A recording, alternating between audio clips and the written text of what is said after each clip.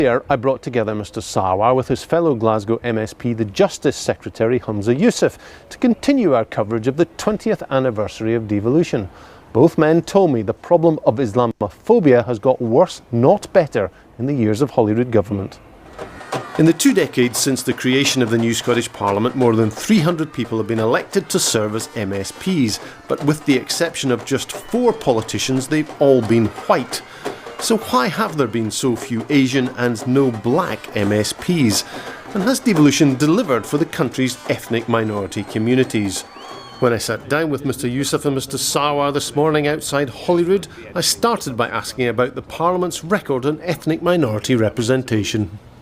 No, it's simply not good enough. In the entire history of the Scottish Parliament, as you said, we've had 4 ethnic minority politicians, all 4 from the city of Glasgow, all 4 from a similar ethnic background, and none of them being women. That's a statistic that's simply not good enough. And actually, if you look at Scottish Westminster representatives, we don't have a single ethnic minority representative from Scotland in the House of Commons. That's a sign that things have, at the very worst, have stagnated or got even worse, which is not good enough. Actions that are going to make a difference, not just words. And let me share some examples. Every chief executive of every council and every government department, white. Every director of a department in Scotland, white. Every principal of a college or university in Scotland, white. Every head teacher in Scotland, white. Every chair of a public sector body in Scotland, white. Every High Court judge in Scotland, white. Every prison governor in Scotland, white. Every editor of a news organisation in Scotland, white. Why? Is it because we don't have the talent? Is it because we don't have the ability? Or is it because that the opportunity doesn't exist? Or worse yet, is it because people don't think they're wanted or they're not welcome? That's what we should be fundamentally addressing. And we talk about this Parliament chamber. In the entire history of Scotland, we have only elected 3 BME MPs to Westminster, 2 from one family. In this Parliament in 20 years, we have only ever elected 4 BME representatives, all 4 from Glasgow, all from a Pakistani background, and all Muslim. Not a single from a different gender or a different race. And quite often, to be blunt, it's been despite their political parties, not because of their political parties. So what I'd like to see in the motions from all political parties and the amendments from all political parties is actions. Actions on representation in all the institutions across our country. Action on education so we can teach our true history. Action on rebalancing our employment industry and our labour market. Because there are some things that are bigger than party politics. There are some things that are bigger than the yes or no question, or the leave or remain question, or the Labour versus SNP versus Tory question. And fighting for an equal society in terms of where no one is discriminated against because of their background is one of those fights. Silence is no longer an option. Colleagues, stop picking and choosing. There is no hierarchy of prejudice. And let's have actions, not words. Well, now I'm no stranger to making videos on an asshole Sarwar. In fact, over the course of the last few years, I've made several on the man. You know, some things really do not change. Those 2 clips that I played there was a year difference between the 2. And the same rhetoric appears over and over and over and over again from him and Humza Yousaf and all of them realistically. They love to talk about representation. They love to talk about the fact that there's systemic and structural barriers in the way that are holding back the BAMEs. It's all just realistically nothing short of peddling talking points and cliche words and buzzwords that they know appeal to the media for the media to then lap it up. All part of the progressive oligarchy, so to speak. And that Sarwar, just like Humza Yousaf, has done nothing for years bar spew out BS relating to racism and or anti-racism. Whether it be talking about the fact there's too many white teachers in Scotland, all the way to claiming years ago when I first made a video on this dickhead that apparently a Labour MP told him in private in relation to his wife that Scotland wouldn't vote for a brown Muslim Paki. So of course this Labour MP was suspended at the time.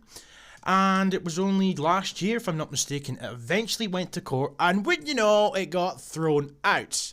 Now, of course, Mr. Sarwar found this as outrageous, but realistically, it was probably the best thing that could have happened, because had that played out completely, it would have been proven that there was no fucking evidence, because it was him playing the race card, as per usual. Then there was the time he was apparently the target of harassment via emails. He was getting sent all these nasty emails from a big far-right gentleman. And it just so happened, of course, that one of the videos that he was sent via email was from the National Action, if I'm not mistaken. I can't remember off the top of my head. A big far-right video that, funnily enough, members of the English Labour Party or Westminster's Labour Party were trying to get removed off the internet. And as Sarwar apparently gets it a couple of years later, wouldn't you know, it gets scrubbed. Just saying, he's got a history of peddling BS in relation to race, you know? And he's a hypocrite. A fucking hypocrite, as this video there talks about. But it's more realistically the state of Scottish politics that I want to talk about today, if I'm honest. Because Anas Sarwar, of course, Anas Sarwar, he's planning to run for the Labour candidacy for Scotland. So he could potentially become the leader of the Scottish Labour Party. And I mean, the Scottish Labour Party haven't really got hope in hell of ever winning anything in Scotland, considering that the SNP cults have really got a grip on Scotland. But it just really does highlight a bigger problem at this point, because the state of Scottish politics really is something to behold. You know, we have the likes of Humza Yousaf, we have the likes of Anas Sarwar constantly berating white people and talking about the far right, and anything that isn't progressive and anything that doesn't agree with their ideology is hateful. And you know, we have the likes of Nicola Sturgeon pretending all the time that anybody that steps on Scottish soil is just as Scottish as native Scottish people. We're having our identity eradicated before our eyes. We're having our ethnicity completely blindsided and ignored, as anybody can be Scottish. Nicola Sturgeon's own words, that anybody can come to Scotland. It doesn't matter where you come from. As long as you contribute, you can be Scottish. It doesn't matter if your family have lived here for generations. Oh, no. Or if you've been here for 6 months. That does not matter. All that matters is that you are here. You're Scottish. You're one of us. Then they all sing from the same hymn sheet relating to climate change, man-made climate change, you know, all of them. They all stand in Parliament and they talk about the Sustainable Development Goal regime, you know. That's from the Scottish Government's website, YouTube channel, as well as their website. All of them, a big circle jerk. Then let's not forget the anti-white shit show that happened last year in the wake of Fentanyl Floyd. Every single fucking party. And at the same time as this is all happening, simultaneously, Anas Sarwar wants to be a symbol of hope for the BAME community. Does he, aye? And not one press release has come out talking about the fact he's a racist piece of shit. Not one press release has come out talking about the fact that he's anti-white. No. No, instead it's the polar opposite. They support this man. And this is the state of Scottish politics. This is the state of Scotland today. People like me have to remain anonymous more often than not. People like me could never run for office. People like me would never get a piece in any article going. Oh, no. But the likes of Anas Sarwar can run his fucking mouth off all day long about white people, then stand for election, or a leadership candidacy even, and be propped up by the media. Not one mention of all the vulgar things he's come out with in the past. Not one mention of the skeptical claims he's made in the past. No. Sympathy and BAME-related BS to further cement his potential position in the future.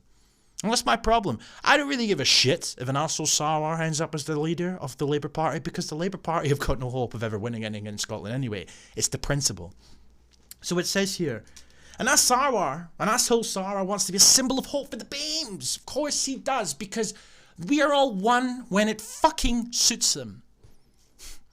But at the same time, we're not. I'd love a white guy to apply for the Labour leadership role and say that he wants to be a symbol of hope for the white community, the Scottish community. Can you imagine? Or even a Polish guy. Can you imagine a Polish guy doing this? Saying he wants to stand for the Labour election to represent the Polish community?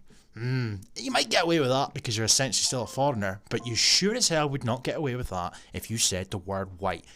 Replace BAME with white. Immediately the double standards appear.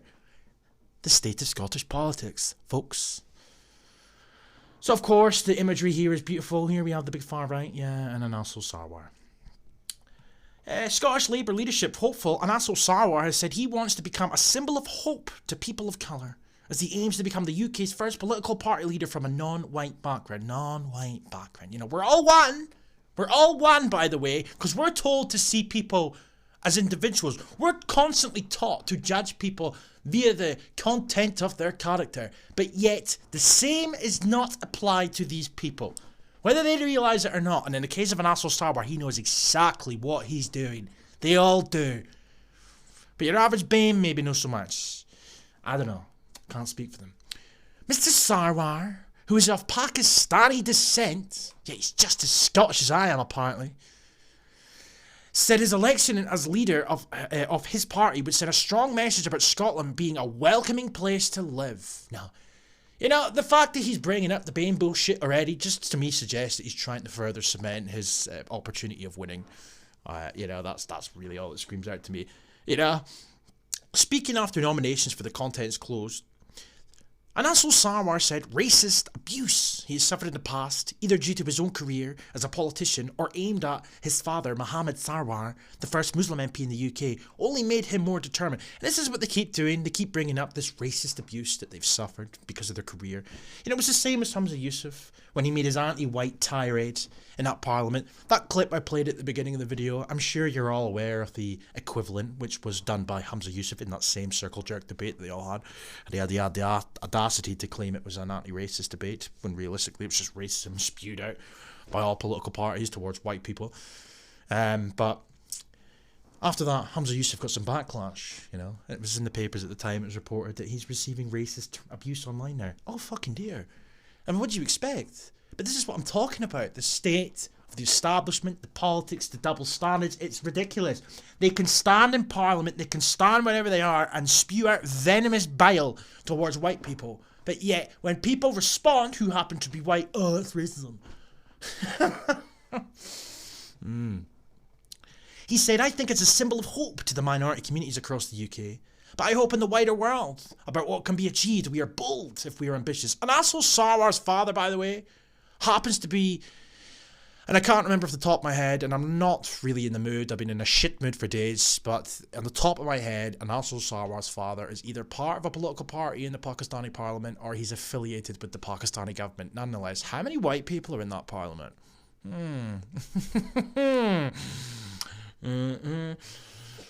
Mr. Sarwar, who gained the backing of 15 of his 23 members of the Scottish Parliament colleagues, said Ian Murray, Scotland's sole Labour MP in the contest, said this would show this type of place Scotland is.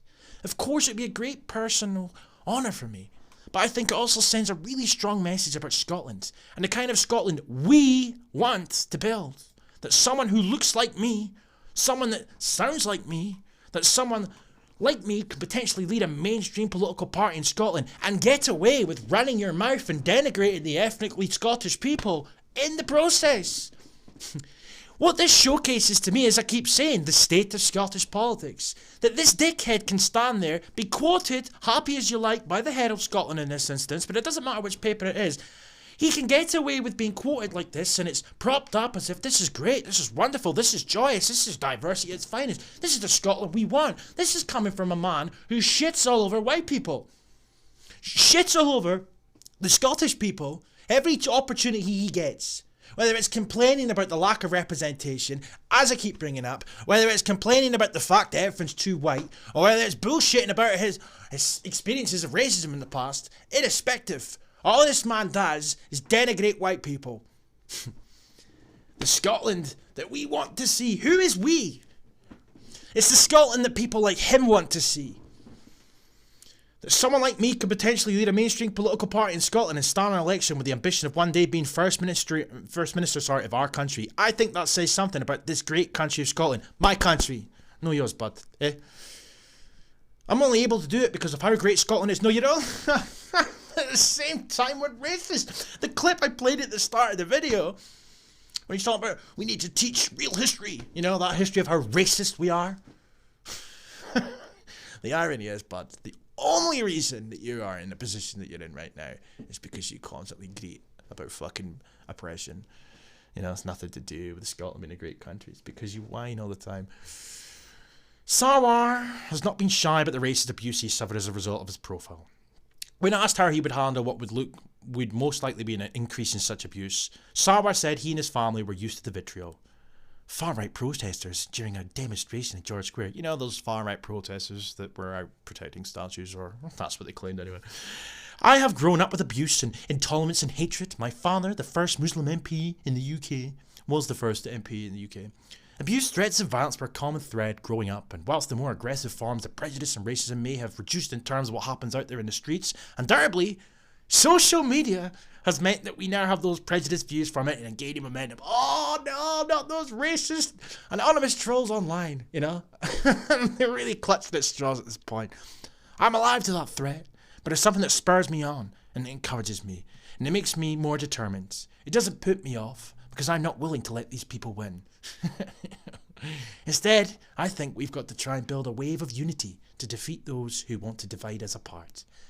You are the epitome of people that want to divide us, you fucking dickhead. But anyway, as I said, the state of Scottish politics. Good luck with that, Labour Party.